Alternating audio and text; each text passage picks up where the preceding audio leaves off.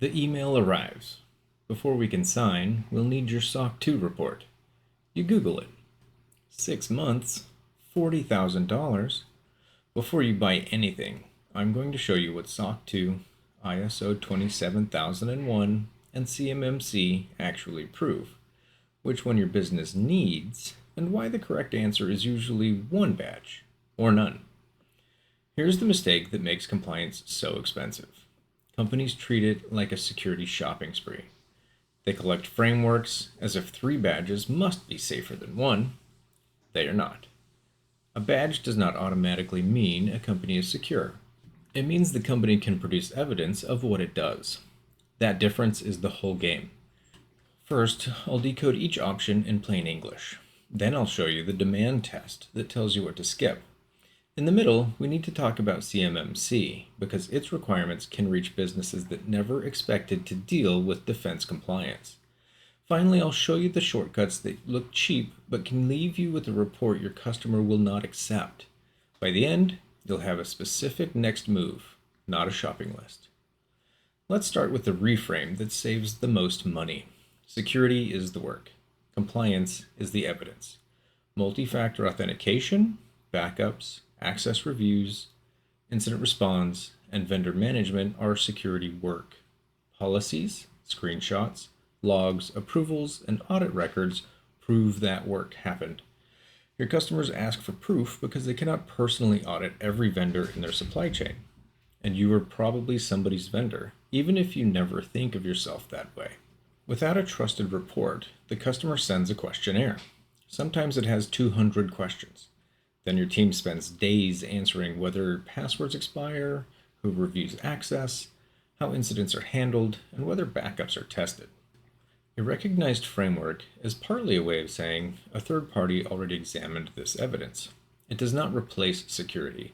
It makes your security legible to a buyer. Think of security as doing the homework.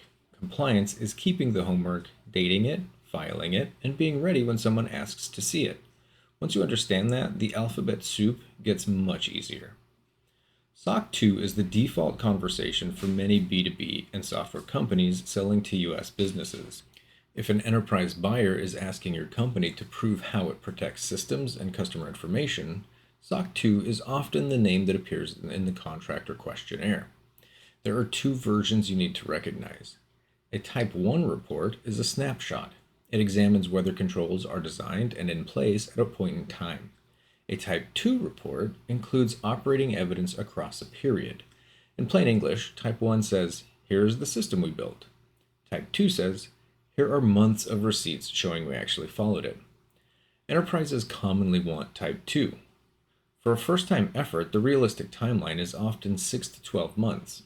The audit itself can commonly land between $15,000 and $40,000 before adding preparation and tooling.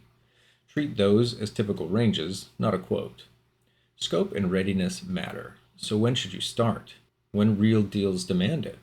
Not 2 years early because the founder saw the badge on a competitor's website, and not 3 lost deals after procurement has already told you what is missing. Look at your pipeline. If SOC 2 is repeatedly blocking serious buyers, it has become a sales requirement. If nobody's asking, you may have a security priority, but you do not yet have proof that a SOC 2 is the right purchase. ISO 27001 is the international cousin in this decision. It tends to enter the conversation when a company sells into Europe or works with global enterprises. The lift can be comparable to a SOC 2, so choosing both by default can duplicate cost and effort without creating equal value. The first decision is surprisingly simple. Where are your customers? If US business buyers are naming SOC 2, follow that demand. If European or global enterprise buyers are naming ISO 27001, follow that demand. Do not choose based on which logo looks more impressive on your website. Search contracts, security questionnaires, procurement emails, and active opportunities. Count the actual requests. The market is already telling you which proof it recognizes. Your job is to listen before paying. Now the twist. CMMC can become your problem because of a contract you did not sign directly with the Department of Defense.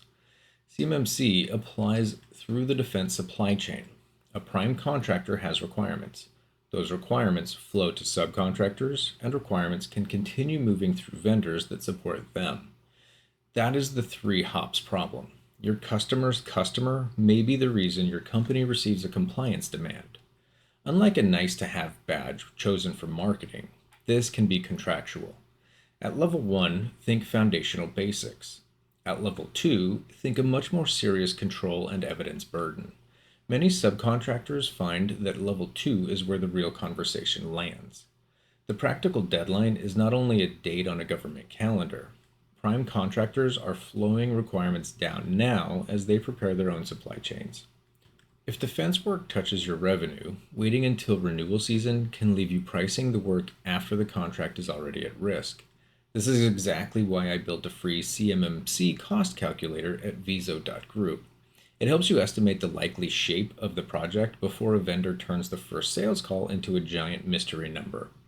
The key question is not, do we sell directly to the DoD? It is, does controlled defense work reach us through any contract or customer relationship? That answer can completely change your priority list. 2 quick corrections before we build the decision tree. HIPAA and PCI are often discussed like optional badges. They are not the same kind of purchase. HIPAA is tied to protected health information. If your work brings that data and those obligations into scope, the responsibilities apply whether or not you bought a logo for your website. PCI applies when the payment card data enters your environment. Again, the obligation comes from the activity and the data, not from your desire to look compliant. So ask what information you handle and what systems touch it. Health data points you towards HIPAA obligations. Credit card data points you towards PCI requirements. Those deserve separate breakdowns if you want them. For today, remember the rule. A law or standard can apply before anyone asks whether you have a badge. Here's the sequence I would actually follow. Step 1. Demand check. Search your signed contracts, open opportunities, procurement emails, and customer questionnaires. Write down every framework named. Do not count vague comments like, security matters to us. Count specific demands tied to real business. If no badge is named, keep improving security and answer questionnaires honestly. A strong answer supported by real controls can postpone many badge demands for a year or more.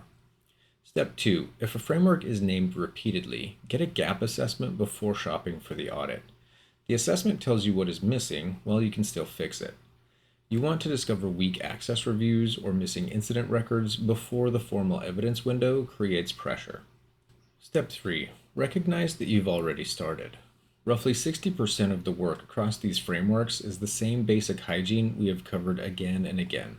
Multi-factor authentication, backups, an incident response plan, vendor management, access reviews.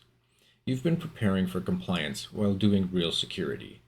The badge adds a formal scope, evidence, policies, review cycles, and paperwork on top. That is much better than trying to manufacture a year of discipline during audit week. Step 4. Decide whether automation helps. Vanta or Drata class platforms can be genuinely useful.